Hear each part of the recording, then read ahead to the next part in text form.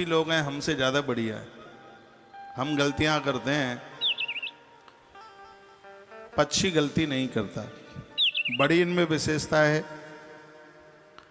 आप रात को 2 बजे तक खाते रहते हैं, पक्षी रात को नहीं खाता।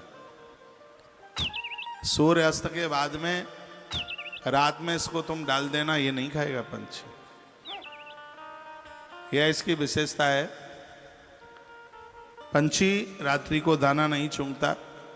एक दूसरी पंछी की विशेषता है, तुम पूरी पूरी रात घूमते रहते हो, लेकिन कहीं भी पक्षी को रात को घूमते नहीं देखोगे। आप रात को उड़ते हुए नहीं देखोगे। ये उसकी महिमा नहीं तो और क्या है।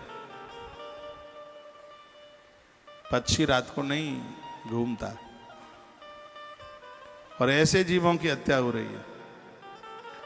पक्षी की और भी महिमा है। आदमी ठूस ठूस के खाता है, वो 2-4 दाने चुंग करके उड़ जाता है, वो संग्रह नहीं करता।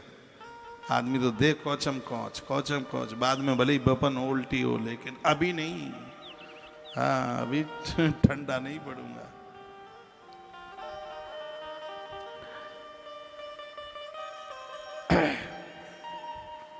रात्रि होते ही पक्षी सो जाता है, लेकिन इस इंसान को रात भर नींद नहीं आती।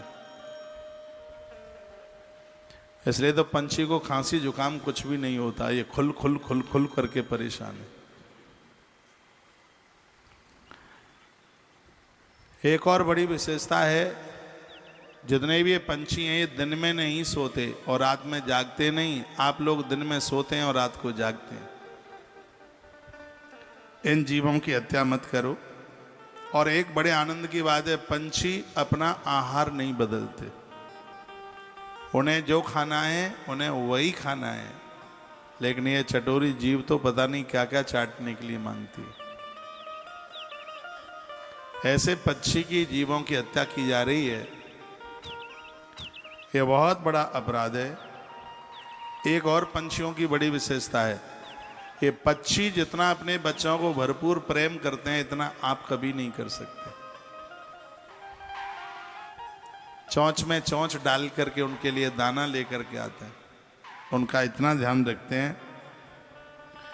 और प्रकृति से पंछी उतना ही लेते हैं जितनी जरूरत है। इंसान कुबेर महाराज अपने भंडार की चाबी दे दें तो भी यही कहेगा कभी तो कम है।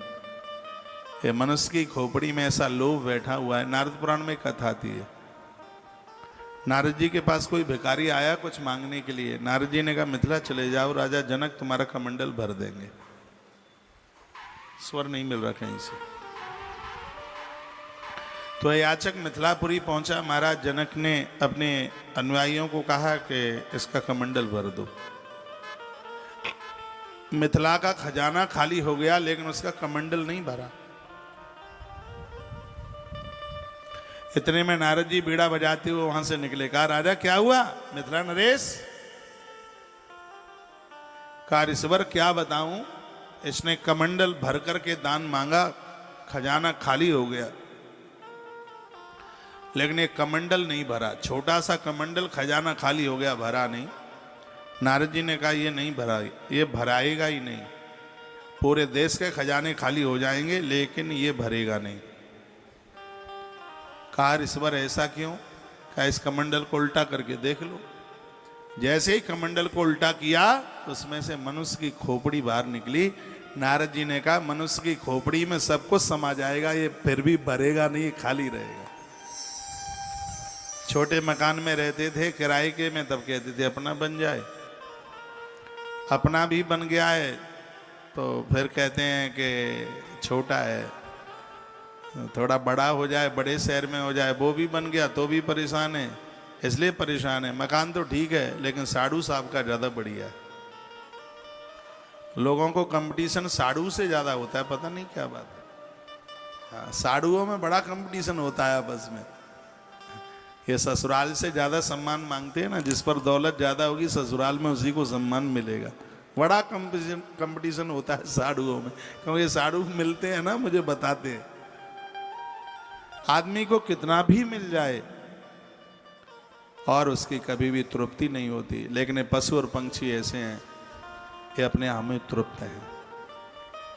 इनको जितना खाना है उसको खाने के बाद वो नहीं खाते, चाहे गाय को भैंस को चाहे पूरा का पूरा उड़ेल दो उसमें मोहन भोग, तो उसका पेट भर गया है वो नहीं देखते बिल्कुल। लेकिन यहाँ तो डकारें लेते रहे, खट्टी मीठी डकारें भले ही आती रहे, जब तक खोंच खोंच करके ना भरा जाए तब तक तो संतुष्टि मिलती कहाँ है। जो प्रकृति की रौनक है, गरुड़ पुराण कहता है कि ऐसे जीवों को मत मारो। पहले कितने तीतर और कबूतर होते थे, कितने मोर मोरनी, कितने जीव जंतु होते थे। संध्या का सूरज अस्तांचल की तरफ होता, टोली लग करके आकाश में उड़ान भरते हुए ये जाते थे। ये सब केमिकल ने खत्म कर दिया। कुछ ये लोग खा खा करके उन्हें मार दिया, भून भून करके खा गए उसको, कोई कच्चा खा गया, कोई भून के खा गया। किसी ने मुझे पूछा कि गीद नहीं दिखते, मैंने कहा ये आदमी इंसान ही गीद हो गया तो अब वो गीद क्या करेंगे यहाँ रह करके। चाहे उन्हें कच्चा मिल जाए पक्का मिल जाए, उन्हें तो ठूंसने से मतलब है, कूंच कूंच करके। इतना बड़ा अपराध हो रहा है। जीव हत्या करें एक तरफ और एक तरफ दान पुण्य करें, पूजा पाठ करें, क्या मिलेगा। भगवान नारायण कहते हैं, हे गरुण देव, आदमी इतना हिंसक बन गया है, वो जीव पर दया नहीं करता। व्यक्ति के अंदर दो चीजों का होना बहुत ज्यादा जरूरी है, एक है दया और एक है धर्म। इसके अभाव में ही यह व्यक्ति यमराज के मार्ग से जाता है, उसको बड़े कष्ट भोगने पड़ते हैं। वहीं प्रसंग में आ जाइए जो आप गरुड़ पुराण के माध्यम से सुन रहे हैं। वर्णन क्या है कि 67 सहस्राणि योजनानां प्रमाणत यम मार्गस्य विस्तारो बिना बैतरणिं खगा। हे गरुड़, कोई यमराज के घर में बिना बैतरणी के जा ही नहीं सकता। रास्ते में बैतरणी पड़ेगी। 96,000 योजन इसकी लंबाई है। चौड़ाई कितनी है आगे वर्णन आएगा। बैतरणी नदी की लंबाई कितनी है? 96,000 योजन। 96 नहीं 86, 86। 67 सहस्राणी योजना नाम प्रमाणतः 86,000 जिसकी लंबाई है इसकी। बड़ा कष्ट होता है। लिखा है इसमें 44 तथा सप्ताह दिवा रात्रिण गच्छति। यह जीवात्मा 247 योजन रोजाना पैदल चलता है। 247 योजन गरुड़ पुराण में लिखा है। एक योजन में 4 कोस होते हैं, तो 247 × 4 जितना आएगा उतनी इसकी नित्य की पैदल की यात्रा है। और चलता नहीं है ठीक से तो मार पड़ती है, डंडे पड़ते हैं, यमराज के गढ़ चलते हैं संग, वो बड़ा कष्ट देते हैं। भगवान नारायण कहते हैं कि हे गरुड़, इस बैतरणी को तो वही पार कर पाएगा जिसने गौ माता की सेवा की हो। उस गाय और ब्राह्मण को भगवान कहते हैं मैं नित्य प्रणाम करता हूं। इन दोनों को रोज प्रणाम करो। ये सामने नहीं है तो मानसिक प्रणाम करो। भगवान कहते हैं इन दोनों को मैं रोज प्रणाम करता हूं। नमो ब्रह्मण्य देवाय गौ ब्राह्मण हिताय च जगद्दुताय कृष्णाय गोविंदाय नमो नमः। विष्णु पुराण का श्लोक है। गैया और ब्राह्मण को भगवान नित्य वंदन करते हैं, प्रणाम करते हैं। भगवान कहते हैं उससे मुझे तृप्ति मिलती है, मुझे उससे शांति मिलती है, मुझे अच्छा लगता है। वैतरणी से वो पार नहीं हो पाएंगे जो गाय और ब्राह्मण के भगत नहीं है। जिसने गैया को चंदिया और ब्राह्मण को भोजन नहीं दिया वो वैतरणी से पार नहीं हो पाएंगे। ये भगवान नारायण की आवाज है। मनुष्य जीवन मिला है, इससे भले कार्य सदकर्म कर लिए जाएं। गरुड़ पुराण में लिखा है कि व्यक्ति 5 गायों का गोदान करके जाए। 5 प्राणों के लिए 5 गायों का दान, 5 ना हो पावे तो 1 गाय का गोदान करके जाए। माता पिता के ऋण से मुक्त होने के लिए अपने 20 नाखूनों से कमा करके उनके निमित्त गाय का गोदान करा के जाना।